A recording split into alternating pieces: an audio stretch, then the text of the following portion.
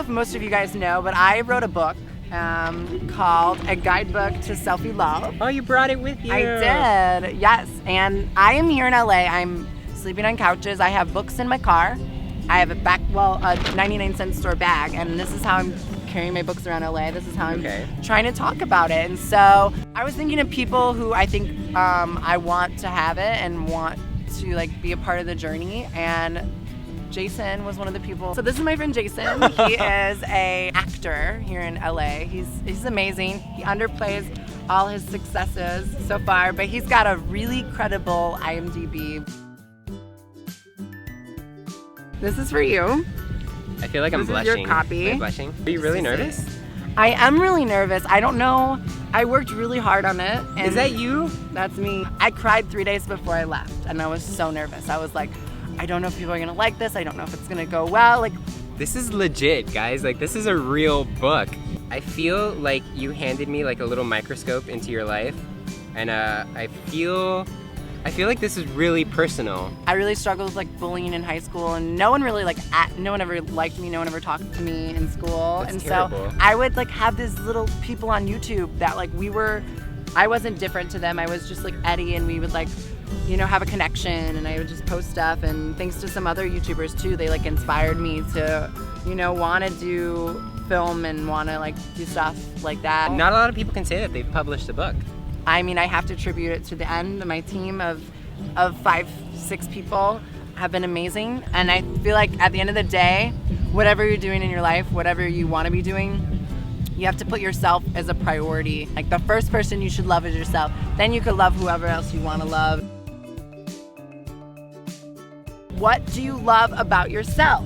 I love that I'm very open-minded and very accepting of people, no matter who you are or what you look like or what you sound like or what you like. I love my self-deprecating humor, although a lot of people misinterpret it and think that I actually dislike myself because of it, but I think it's hilarious. And Acceptance. Oh, yours is brighter for some reason. Oh no, it's just the light. What is something that took a while for you to accept in life, in yourself, whatever? Something, first thing that comes to mind, something that really took a journey. It took me a while to accept that I wasn't going to be immediately successful.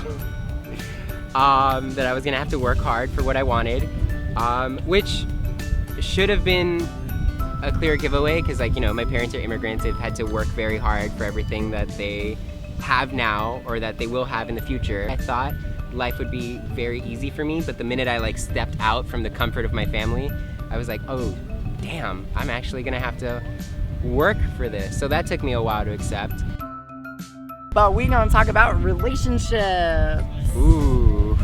This section is very deceiving. Okay. It's not just about dating. All kinds of human relationships.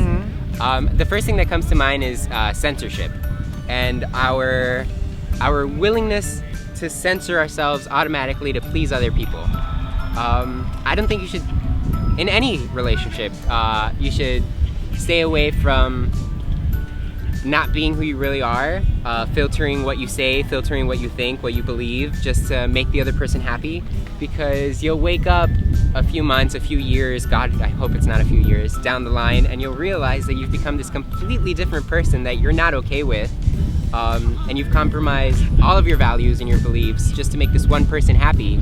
Life. You're trying to find it, and you're like, no, Life?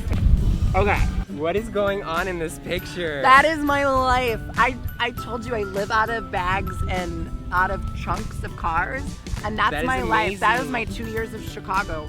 I would hop on the train, go home with 2 suitcases with my like dirty clothes to go home to wash them. God. So this section, I want to talk about change. So I have a lot of friends in my life, a lot of people I know that stay comfortable where they're at, and they don't want to make that jump. They don't want to like quit that job to get to the next one. And so what's some advice you have to give for that? Basically, what I tell people a lot, because people ask me, I made a huge move from Miami, Florida, where I was born and raised, all the way out here to Los Angeles, California to pursue a dream. So it was a huge change. If it really, really, really scares you, go for it. What was the question? That was the question. That I got deep in the last one. We're gonna talk about emotions. Not a lot of people know this. I say this in the book, so this is the first I've ever said on this channel, but I cry a lot. I cry a lot because I feel like it just gets bottled up and then you just get emotional and my voice. Are you crying now? Oh no, are you gonna start crying? Maybe. Please start crying. I'm not trying to. I'm just getting Aww. emotional right now. It always happens when I'm like So cute. into that bit. I swear I did not plan that. Oh. Do you need a hug?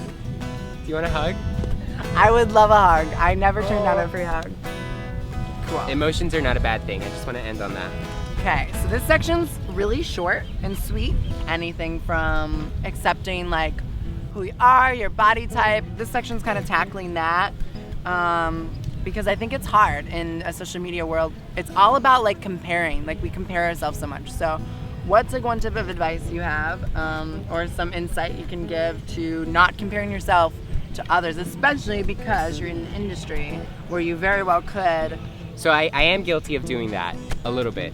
But what I've realized is that no matter how much these other people look like me or have more credits than me or are more talented than me, I'm the only one that has lived my own experience. So there really is only just one of me. And that's valuable. If you take a look at the people around you, they're your friend because they chose to be. There's only one of you. There is only one of you. Like I say that in the book, I'm like, even if you're a twin, like you're both unique in your own ways and there's only one of you.